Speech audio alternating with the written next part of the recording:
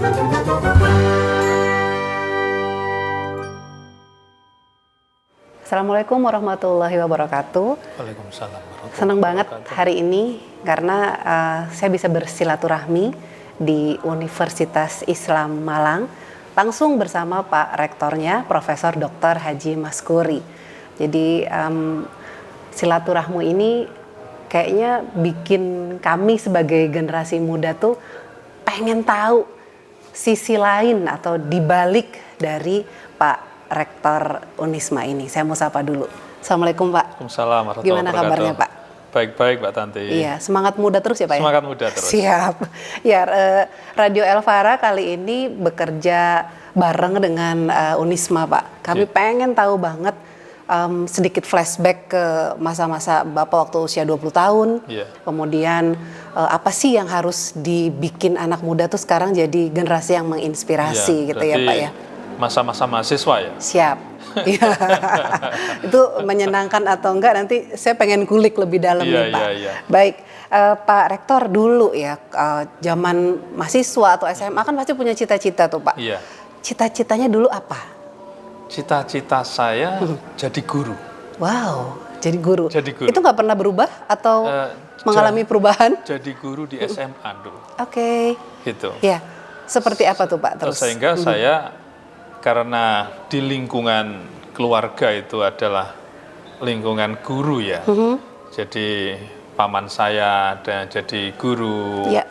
Kemudian sepupu saya jadi guru. Kuliahnya juga di pendidikan guru. Siap. Ya saya pada saat itu ya ingin jadi guru begitu aja. Jadi melihat sosok-sosok guru ya betul. Pak ya. Dan bahkan dengan kenakalan anak remaja, tapi jangan diikutin ya. Saya pada saat masih di Sanawiyah kali, pada saat di Tuban, itu saya menulis di sebuah musola. Di sampingnya imaman itu tak tulisi Profesor Dr. Haji Maskuri Bakri MSc macam-macam lah itu ya. Jadi gelarnya itu setumpuk begitu ya. Saat itu. Ya menginspirasi diri kita agar supaya ke depan itu betul-betul menjadi orang yang memang memiliki kompetensi gitu. Jadi kalau kita nih punya satu cita-cita atau angan-angan, tulis aja dulu gitu ya Pak ya. Iya, tapi itu jadi doa. Yang tepat ya.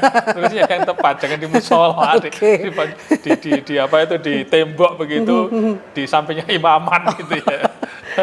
Jadi itu kan didoain semua orang kira-kira gitu. Ya? Tapi jangan diikuti para pemuda karena itu jelek. Kalau foto nulis silakan saja di kertas, kemudian di sajadah, di bawah sajadah misalnya saja pakai sujud dengan apa-apa. Tapi dari tulisan itu kemudian menjadi kenyataan ya Pak ya sekarang apa yang ditulis itu? Ngalir saja. Saat itu tidak ada kemungkinan saya berusaha untuk jadi profesor, enggak. Ngalir saja. Jadi mengalir saja. Saya kuliah pada saat itu juga di Universitas Islam Malang. S1-nya. Ya, dan pada saat saya bergabung di kampus ini, ya karena masih harus adaptasi ya, kita diam, kita cari teman gitu ya, lalu kemudian kita sering belajar bersama, masak bersama, karena suka masak saya. Oh, mungkin ada yang belum tahu kalau suka masak. Jadi masak nasi goreng, ngetim ya, kalau siang katakanlah kalau makan, beli bakso sama nasi tim-timan itu udah biasa gitu ya. Kuah bakso ya Pak. Iya, kemudian kalau ke pasar pagi-pagi cari ikan asin, kemudian juga cari terong ya, kemudian di sambal. Itu era saya. Tapi nggak tahu era sekarang ini apakah era kemandirian itu atau era yang dimana mahasiswa atau peserta didik itu bermanja-manja. Saya nggak tahu, tapi menurut saya era saat itu adalah era menciptakan satu kemandirian. Jiwa entrepreneur sudah harus dibangun saat itu. Kita bahkan membawa beras itu dari rumah loh Mbak. Jadi tidak beli di pasar. Karena saya anaknya orang petani ya, dibawain beras, kadang-kala juga dibawain ikan kering gitu ya. Karena di Tuban banyak di ya Tuban Pak. banyak gitu ya, dibawain peyek misalnya aja begitu. Kita tinggal merebus mie gitu, sehingga wajahnya jadi seperti lauk. mie. Sudah jadi lauk. Jadi lauk. Siap. Nah kalau cita-cita itu pernah mengalami perubahan apa enggak? Apa yaudah saya mantep, pokoknya cita-citanya cuma satu, udah jadi guru aja. Tetap guru. Oh. Bahkan ketika saya pada saat masih mahasiswa, saya ngajar ngaji di TPQ gitu ya. Saya ngajar ngaji di madrasah diniyah, walaupun tanpa gaji, Mbak. Tapi kami ngeluarin duit sendiri justru. Saya menuju ke Batu, setiap habis maghrib ya. Ingat saya naik bemo saat itu. Saat itu kan masih ada bemo ya. Nggak ada angkut-angkutan yang bagus-bagus, itu nggak ada ya, kata-kata gitu. Kalau nggak salah mungkin berapa 50.000 atau 25 saat itu ya, naik itu kan sudah luar, atau berapa saat itu, lupa saya. Nah saya setiap 1 tahun sekali dikasih baju dari yayasan itu. Nggak dapat gaji apa-apa, tapi hati ini tulus ikhlas, Mbak. Nggak, karena itu media untuk belajar ya, media untuk belajar. Lalu pada saat mahasiswa pula, maka aktivitas-aktivitas kami di samping belajar, tapi juga di organisasi, di organisasi kemahasiswaan. Saya pernah di PMII, saya pernah di lembaga dakwah kampus, bahkan saya pendiri rayon PMI Sunan Bonang di sini ini, lalu wakil ketua komisariat pada saat itu PMII, ketua lembaga dakwah kampus, kemudian saya menjadi ketua remaja masjid. Saya menjadi ketua senat mahasiswa. Gitu. Aktif banget nih Pak, aktif banget. Berarti ya. Jadi sehari-hari saya kuliah organisasi, organisasi. Tapi di dalam tas saya, Mbak, itu walaupun saya sebagai seorang organisatoris, di tas saya selalu ada buku. Buku apa tuh Pak? Ya buku untuk bacaan. Bahkan saya habis kuliah, seringkali pulang sebentar, saya tulis dulu apa yang saya peroleh ketika saya kuliah itu. Dan kemudian saya sandingkan dengan buku-buku yang relevan, saya baca, saya ambil konklusinya di situ. Saya ambil kesimpulannya, tetap saya tulis. Maka buku saya di S1, yang buku-buku catatan itu sampai sekarang masih ada, Mbak. Dan saya nulisnya rapi. Dan seringkali buku saya ini difotokopi oleh teman-teman. Baik jadi laki-laki sumbernya maupun perempuan. Jadi sumber. Selain dosen nih berarti ya. Gitu, Mbak. Jadi satu nih Pak, kalau kita tadi cari generasi muda yang menginspirasi dan itu ditaruh di zaman sekarang, kayaknya memang harus imbang gitu ya Pak ya. Jadi organisasi, kemudian mungkin di luar kita juga aktif. Dan satu hal mungkin kalau sekarang Pak, tanpa dibayar, kayaknya mundur teratur deh Pak. Nah itu. Nah ini apapun kita ini kan lagi belajar ya, satu ya. Bahkan obsesi saya saat itu kan begini. Kuliah itu seringkali saat itu ada dosen yang hanya mendikte. Bahkan kadang-kala saya ini sulit untuk membedakan mana diktean dan mana penjelasan. Saya nulis terus, tahu-tahu capek, nggak taunya dia sudah menjelaskan, gitu ya.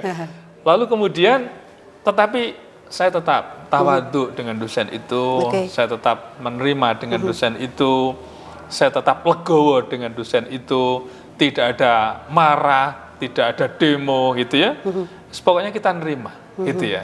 Apapun dosen itu menurut saya adalah harus kita hormati. Jadi kita ini, di samping kita beribadah pada Allah, ini adalah nomor 1. Tapi kita hormat kepada kedua orang tua, kita juga hormat kepada para guru-guru kita. Kalaupun misalnya ada guru kita, materinya ada yang tidak relevan, kita cukup mendengarkan saja, kita udahlah, ya mungkin saja dia kemampuannya sampai sebegitu misalnya saja. Tapi saya punya niat yang berbeda Mbak saat itu. Niat saya begini. Ada kawan-kawan kita yang pasif ya, kan ada yang aktif. Di dalam perkuliahan itu pasti ada yang aktif berbicara, ada yang pasif. Nah, yang pasif itu biasanya, ini harus dicarikan satu tema yang sekiranya dia itu bisa aktif. Maka 1 bulan sekali saya masih punya program yang program ini program kelas. Oke. Tapi kita inisiasi. Ayo dong kita rekreasi ke Joban Rondon. Oke. Kita rekreasi ke Balai Kambang. Sekelas tuh Pak Satu ya? kelas, satu kelas. Kita sewa mobil L300 pada Ya. saat itu. Siap. Ya urunan, nggak ada yang nyiapin gitu ya, Ya. urunan. Lalu kemudian di situ kita sambil rujaan gitu ya. Sambil Pokoknya makan guyup pecel gitu ya, guyup. Pak ya. Nah, apa yang kita bicarakan? Bukan sekedar kita ini rekreasi, tapi di tempat-tempat wisata itu diskusi. Oke. Tema yang saya angkat, saya mengusulkan tema-tema yang sekiranya semuanya paham. Yep. Apa saat itu diantaranya yang saya angkat? Budaya cinta. Wah, itu menarik, Pak. Yang pasif juga jadi Itu aktif ya. siapapun bisa aktif kan? Iya. Saya masih ingat, saya masih punya fotonya, saya pakai kaos, kemudian pakai rompi gitu ya. Harusnya ditampilkan nanti di sini foto-foto. Sambil duduk silo begitu ya. Iya. Masih muda, rambut saya saat itu masih agak panjang begitu. Saya mencoba untuk memberikan satu stimulasi pada teman-teman saya yang pasif. Oke. Apalagi calon guru. Masuk calon guru mau hanya membatin saja dalam hatinya. Nggak mungkin guru itu akan berbicara, anak-anak sekalian, ngerti kan apa yang dibatin oleh ibu? Nggak mungkin. Kan gitu, Mbak. Iya. Mbak itu ya. Jadi ini penting sekali untuk bagaimana kita mendrive diri kita, melihat terhadap lingkungan yang ada, bagaimana lingkungan yang ada itu tetap progresif atas intervensi kita, walaupun tidak ada bayaran. Yeah. Memang kita belajar. Yep. Maka disitulah sebetulnya jiwa entrepreneur kita bangun.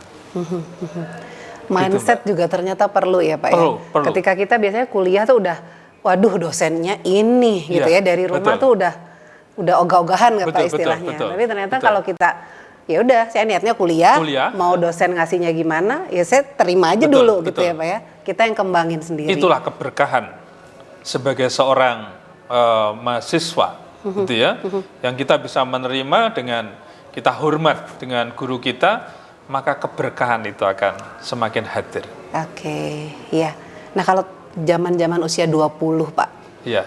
itu yang paling diinget itu masa apa Pak? Yang paling kayaknya nempel dan itu bisa dijadiin inspirasi nih buat generasi muda sekarang. Iya, usia 20 kan juga masih mahasiswa juga kan ya? Iya. Saya Mbak terus terang, saya sempat jualan majalah. Oke. Saya jualan majalah, bahkan pada saat itu saya menjual dari kota ke kota, naik bus. Posisi sedang kuliah itu Pak? Sedang kuliah, di akhir-akhir kuliah. Karena apapun ingin meringankan beban kedua orang tua. Kalau betapapun susahnya putranya atau putrinya tidak tampak di hadapan mata orang tua, tapi kita bisa mengumpulkan dana sedikit demi sedikit. Itu kita sampaikan, aku habis jualan ini misalnya, atau B dan sebagainya gitu ya. Mereka kan mesti agak rasa kasih sayang, rasa apresiasi dari orang tua kepada anak itu kan, ternyata anak saya ini juga mau ikhtiar gitu ya. Usaha. Jadi saya jualan Mbak saat itu yang majalah yang disebut dengan majalah Anak Saleh. Saat itu yang saya jual. Saya masih ingat di Gresik, di Lamongan, di Bojonegoro, di Tuban, naik bus Mbak saya. Dengan menanting begini. Tapi nggak semuanya laku terjual. Tetapi itu pengalaman yang menurut saya sangat berharga sekali. Iya. Sangat berharga. Dari mana Pak kemudian kepikiran, saya mau usaha aja deh ketika mahasiswa itu? Saat itu hanya ingin meringankan beban orang tua gitu saja. Oke. Karena orang tua saya kan petani. Yang kalau membiayai saya untuk biaya sekolah kan dari hasil pertanian. Kadangkala di rumah juga banjir. Jadi kalau musim hujan banjir. Sehingga tidak ada hasilnya panen itu gitu. Nah, saya ingin meringankan beban orang tua pada saat itu. Iya. Dan tadi muncul begitu saja gitu ya. Jadi intinya adalah memang bagaimana kita ketika merantau kuliah itu ya harus ingat orang tua Iya, ya, betul, gimana betul. mereka bekerja keras juga Betul. nih buat kita Dan gitu di ya. sisi lain juga nyaris tidak ada waktu saya yang longgar dan yang kosong. Karena ada event apapun saya datang. Oke. Jadi misalnya saja ada peresmian pondok pesantren, misalnya itu kan tidak ada kaitannya sama sini. Kemudian ada kegiatan diklat di mana saya datang Oke. di situ, walaupun memang harus bayar, Iya. gitu, harus bayar. Kalau diklat kan harus bayar, Mbak. Bayarnya ya walaupun tidak besar-besar saat itu kan bisa ya 100 rupiah, 200 rupiah saat itu kan masih murah. Biaya kuliah saya kalau tidak salah saat itu masih 600 Oke. dalam satu semester. Tapi uang saat itu kan sangat berharga Ya. di era sebelum reformasi, sangat berharga sekali. Rupiah pada saat itu masih katakanlah 2.500 sampai 3.000 $1. Nah sekarang berapa dolarnya sudah? Iya. Kan begitu. Jadi Betul. nilai rupiah sekarang ini kan anjlok begitu ya, Betul. anjlok. Nah, oleh karenanya betapa pentingnya kita memanage waktu untuk mengembangkan diri kita. Selama diri kita ini masih bisa berbuatlah, gitu. Tapi kalau misalnya kita sedang sakit ya nggak mungkin. Tapi anak muda, saya yakin imunnya itu lebih bagus ketimbang orang-orang yang sudah usia tua. Gitu. Kalau ngelihat sih tadi runut banget Pak. Jadi memang usaha, passion, ikhtiar semuanya dilakuin Iya. gitu ya Pak ya. Terutama di organisasi Mbak, yang Iya. saya merasakan yang membentuk saya ini adalah organisasi itu tadi. Oke. Jadi Saya ikut mahasiswa- organisasi apapun. Jadi mulai dari yang terkecil Mbak, mulai dari seksi konsumsi, Oke. bagian membeli konsumsi, gitu ya. Ya ada kepuasan. Bagian perlengkapan, nata kursi, Mbak. Nata kursi. Bagian cari donatur, minta duit ke senior-senior, gitu ya. Kemudian, pokoknya bagian apa saja. Pernah bagian seksi acara, macam-macam sudah pernah kita lewati semuanya. Iya. Ketika jadi mahasiswa. Nah, Oke. orientasi kita adalah kepuasan diri ketika kita bisa aktualisasi. Betul. Duit bisa dicari, gitu ya. Dan tanpa jerba sukimo beyo kita tidak akan bisa. Siap. Gitu ya. Maka menurut saya di ketika mahasiswa jangan transaksional. Jadi menurut saya ya orang mau pinter ya mesti mengeluarkan biaya. Berapapun biayanya. Kalau sudah dikeluarkan, ikhlaskan. Jangan sampai kemudian ada di dalam hatinya ini merasa nggak ikhlas. Karena keikhlasan menjadi kunci utama keberhasilan. Siap. Gitu. Oke. Jadi satu hal ya kalau kita jadi mahasiswa nih Pak ya, hanya kuliah pulang tanpa melihat lingkungan sekitar dengan lebih perspektif yang luas juga rugi juga ya Pak ya. Oke. Rugi juga. Saat itu saya juga menulis juga Mbak. Suka menulis di opini-opini gitu ya. Saya suka. Dan juga mengajak teman-teman mahasiswa untuk studi banding di beberapa perguruan tinggi lain. Itu juga sering saya lakukan. Kalau sudah kita studi banding di sana, kita sering presentasi ide-ide kita itu di hadapan mereka. Iya. Begitu, tukar-menukar. Dan menjalani sesuatu kalau kita tahu dari bawah itu ketika sampai di puncak kita udah pernah gitu ya Pak ya. Udah pernah. Saya udah pernah. Jadi istilahnya kalau ada yang mau ngeles di bawah, nggak mungkin saya juga pernah di Iya, situ betul, gitu ya betul, Pak ya. betul, Oke. betul. Daripada Betul sekali. instan langsung Betul. di posisi puncak. Betul. Baik Pak Rektor, kalau belajar yang paling efektif nih dulu dari zaman Pak Rektor masih kuliah atau mungkin apa yang mau disampaikan ke generasi muda, gimana sih cara belajar yang paling efektif? Iya. Saya gimana untuk menemukan belajar yang paling efektif ya? Ya menyesuaikan dengan situasi dan kondisi menurut saya. Jadi menurut saya belajar itu bukan hanya dari buku, tapi belajar dari pengalaman. Oke. Jadi experience itu menurut saya adalah luar biasa. Yep. Jadi kalau kita membaca buku, kita jangan sampai juga terseret oleh arus buku itu. Tapi kita harus selalu berpikir mengapa dan mengapa. Oke. Maka disitulah pikiran kita akan selalu hidup di situ. Lalu ketika kita experience tadi itu, jangan kemudian kita ini melaksanakan sesuatu hanya sekedar melaksanakan, tapi harus terorganisir dengan bagus, harus digerakkan dengan bagus, dan diharmonisasikan. Tanpa itu akan lepas semuanya. Kalau hanya sekedar melaksanakan aktivitas-aktivitas kita tidak mampu mengorganisir dengan bagus, itu juga akan jadi masalah. Baik, jadi kalau tadi cara belajar yang paling efektif nggak melulu dari formal ya Pak ya. Betul. Kemudian harus paham benar tadi memanage, mengorganize segala sesuatu dari sedini mungkin. Kayaknya kita harus memanage ya Pak ya. Mulai dari manajemen waktu. Mana yang suka telatan tuh berarti manajemen waktunya buruk kan Pak ya. Kemudian memanage pertemanan, memanage yang lain-lain. Tadi satu hal yang saya juga akhirnya terinspirasi sama Pak Rektor. Oh iya ya, manajemen diri saya udah bagus belum nih? Karena ternyata salah satu belajar yang efektif itu jatuhnya ya dari manajemen diri itu dulu ya Pak ya. Jadi kunci utama untuk sukses adalah memanage diri sendiri ini. Jadi kita ini jangan kemudian ikut-ikutan orang, tapi kita harus mampu memanage diri kita sendiri. Ketika kita di rumah harus berbuat apa, di kos-kosan, ketika kita keluar harus berbuat apa, gitu ya. Itu harus kita manage. Apalagi kita berada di dalam organisasi, sekecil apapun peran yang diberikan kepada kita, muncul nggak tanggung jawab itu sampai sukses. Ini mulai dari mengkoordinasikan pikiran kita, lalu bisa nggak kita lakukan itu, lalu dengan target-target waktu yang telah kita tetapkan itu bisa nggak untuk bisa kita wujudkan. Ini menjadi kunci utama.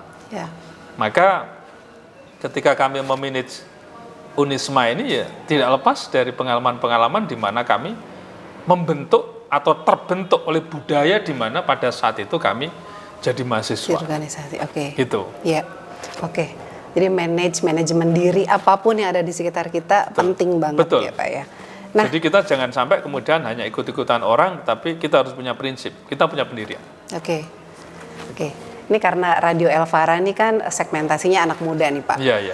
Kita pengen banget mengkampanyekan, punya satu campaign mengajak menjadi generasi muda yang menginspirasi.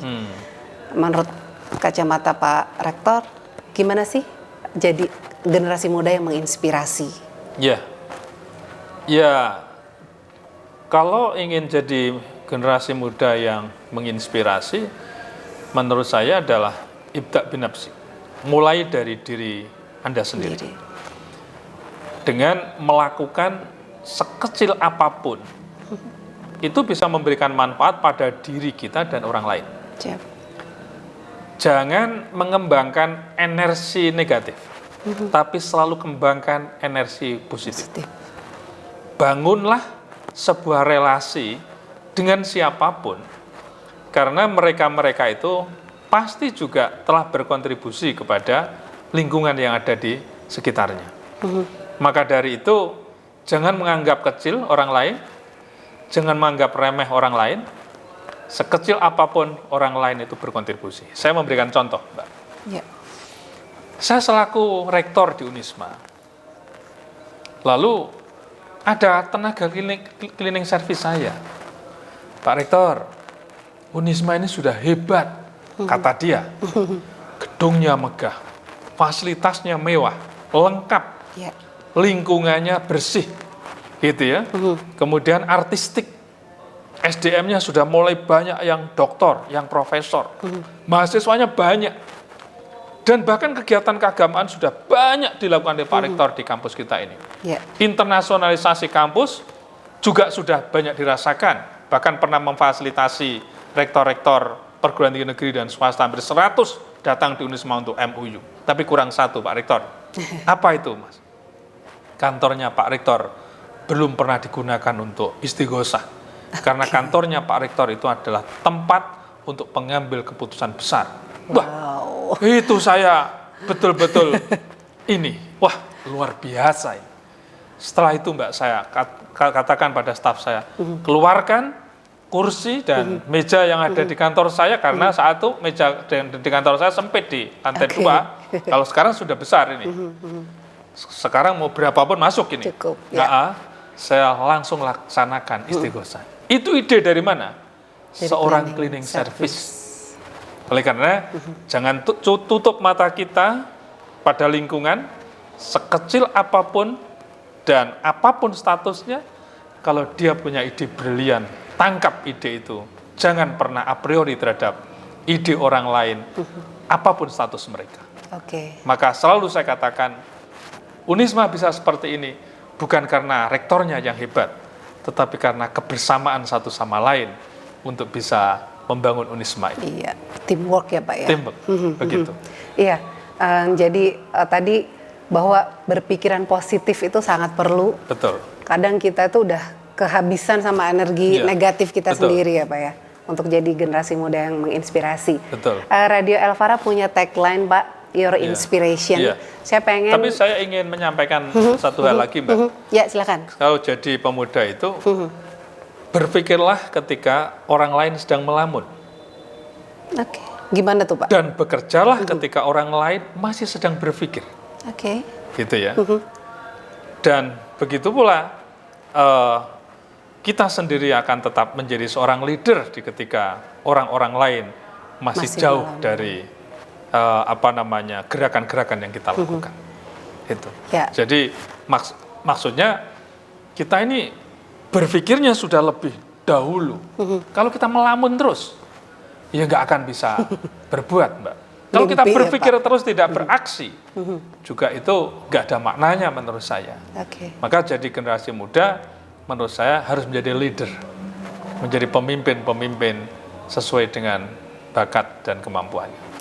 Karena dia akan jadi pemimpin di eranya dia nanti. Betul. Baik Pak, saya pengen dari suaranya Pak Profesor Maskuri sendiri nih untuk Radio Elvara yang menginspirasi. Baik. Silakan Pak. Baik.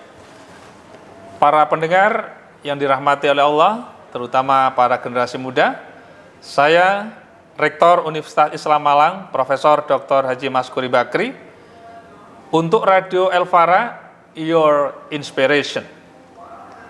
Baik, terima kasih sekali lagi Pak. Bincang-bincang kita silaturahmi ini sangat menginspirasi saya dan juga mungkin nanti untuk Elfriend, sapaan pendengarnya Elvara. Dan tentu untuk semua mahasiswa di Unisma. Sehat dan sukses terus terima untuk kasih. Pak. Terima kasih. Terima kasih. Assalamualaikum warahmatullahi wabarakatuh. Waalaikumsalam warahmatullahi wabarakatuh.